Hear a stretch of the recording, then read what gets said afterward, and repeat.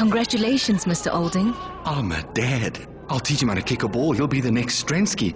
What if he doesn't like rugby? What if he likes the clarinet? Or he starts painting his nails? Or worse, he forms a Spice Girls tribute band? Mr. Olding, your son. Would you like to hold him? I'm phoning with regards to an ad from BrightRock, where the father has a new baby and he just hopes he'll never be able to play the clarinet or paint his nails. Now, for me, that's very bad because that's discriminatory. Suddenly my phone starts ringing off the hook. Literally, as one call's coming in, there's another call waiting, and I take one of the calls, which happens to be from one of the people who works in the BrightRock space, saying, "Suzanne, we are on radio." I rush off to the nearest landline.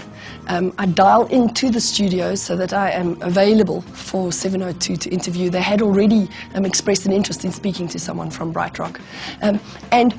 While I'm waiting to go on air, I can hear some of the debate that's unfolding on air. I'm coming in the middle, so it is a little bit tricky because I haven't got the full context, but I can get a feel for the fact that there's a lot of different views around the radio ad. The thinking was, at the very, very essence of what BrightRock stands for and how our product works, is this idea of co-creation.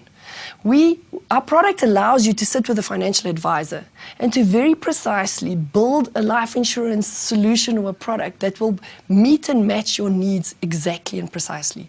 And if that's what we do as a company, how do we demonstrate that in our response to the debate?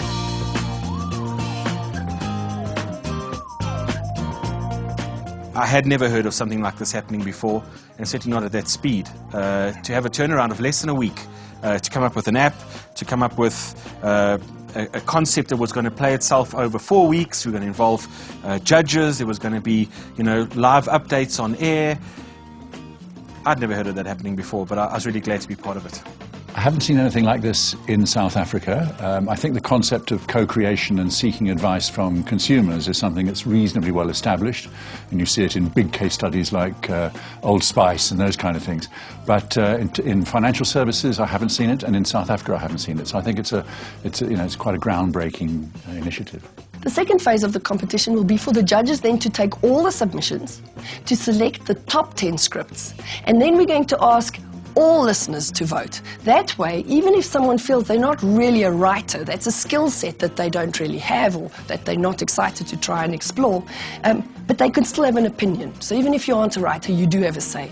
And that way we get lots more people to engage with the campaign, and they're able to influence the judge's decision on which one of those top 10 scripts will be the winner. We promote it on 7:02 on Jenny Crwys-Williams' show with live reads where she encourages people to enter.